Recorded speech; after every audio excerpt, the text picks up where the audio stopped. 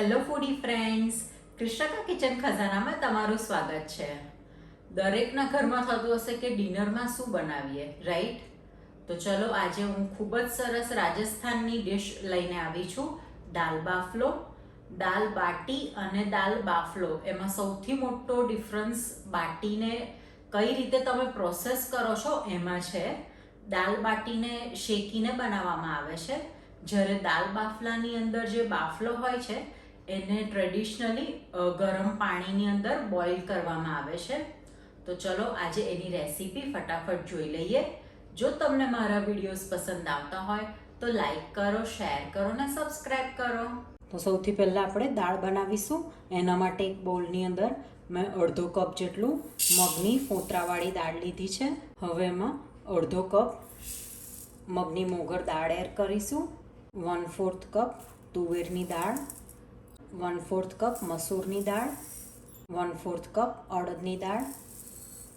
હવે બધી દાળને આપણે 2 થી 3 વખતે ચોખ્ખા પાણીથી ધોઈ લઈશું. દાળ સરસ ધોઈને રેડી છે. હવે દાળને કુકરમાં લઈ લઈશું. હવે એમાં પાણી એડ કરીશું. હવે દાળને આપણે ઢાંકીને 10 થી 15 મિનિટ સુધીને પલળવા દઈશું. દાળને પલળે 15 મિનિટ થઈ ગઈ છે.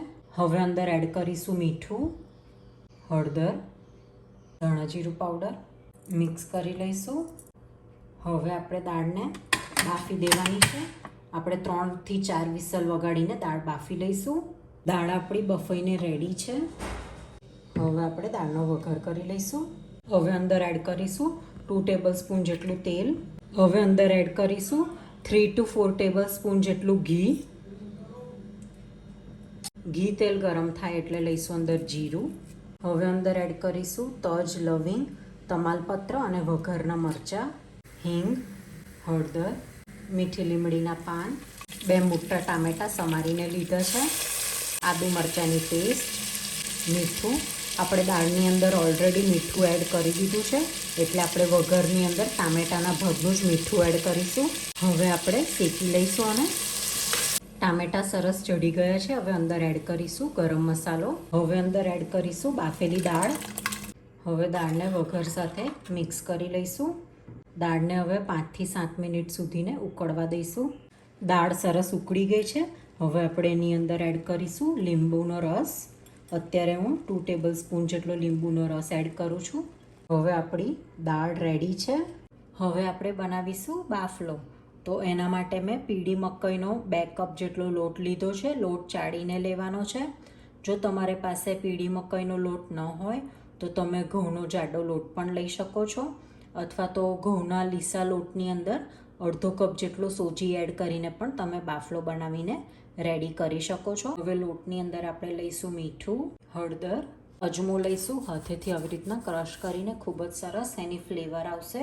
હિંગ, મેથીની ભાજી છે, પાલકની ભાજી, ધાણા લઈશું, 3 ટેબલ સ્પૂન દહીં લઈ લઈશું, આદુ મરચાંની પેસ્ટ લઈશું. હવે અંદર એડ કરીશું 1.5 ટેબલ સ્પૂન જેટલો ઈનો. હવે આપણે અંદર એડ કરીશું 1 ટીસ્પૂન જેટલું તેલ. હવે પ્રોપર બધું મિક્સ કરી દઈશું. આપણે આ મિક્સચર રેડી કરીએ ત્યાં સુધીને સ્ટીમરની અંદર પાણી ગરમ કરવા મેં ઓલરેડી રાખી દીધું છે. હવે આપણે પાણીથી એનો સરસ ડો બાંધીશું. લોટ સરસ બંધાઈને રેડી છે. હવે આપણે એના ગોળા વાળી લઈશું. મીડિયમ સાઇઝના આપણે પહેલાં બોલ રાખીશું.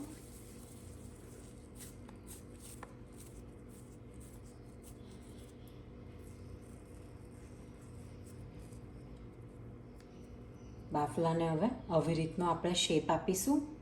ટ્રેની ઉપર પહેલાં મેં ગ્રીસિંગ કરી લીધું છે તેલથી. હવે આપણે એની ઉપર બાફલા સ્ટીમ થવા માટે રાખીશું. થોડીક વચ્ચે ગેપ રાખીને, કારણ કે થોડાક ફૂલશે. હવે આપણે એને 15 મિનિટ સુધીને ઢાંકીને સ્ટીમ થવા દેવાના છે. 15 મિનિટ થઈ ગઈ છે, ચેક કરી લઈએ. એકદમ ક્લીન આવે છે. બાફલા આપણા રેડી છે. રાજસ્થાનની અંદર યુઝ્યુઅલી આવી રીતના સ્ટીમ પ્રોસેસ નહીં પણ મોટી કઢાઈની અંદર પાણી ઉકાળવામાં આવે છે અને એની અંદર બાફલા ડાયરેક્ટ એને બોઇલ કરવામાં આવે છે, પણ અત્યારે અહીં મેં સ્ટીમ કરેલા છે. હવે આપણે બાફલાને કાઢી લઈશું. તો બાફલા આપણા રેડી છે. હવે બાફલાને સર્વ કરીશું દાળ સાથે. તો રેડી છે દાલ બાફલો. હવે આપણે એને સર્વ કરીશું. તો સૌથી પહેલાં ગરમા ગરમ બાફલો આપણે લઈ લઈશું. હવે આપણે લઈશું દાળ. ઉપર મેં તરી એડ કરી છે. મિક્સ કરી લઈશું દાળની અંદર. તરી એડ કરવાથી ખૂબ જ સરસ એની ફ્લેવર આવે છે.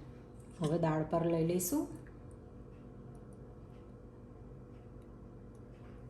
હવે આપણે ઉપર એડ કરીશું ઘી.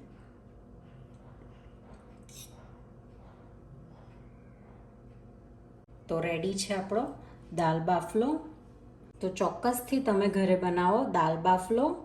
ખાઓ, ખિલાઓ और खुश रहो.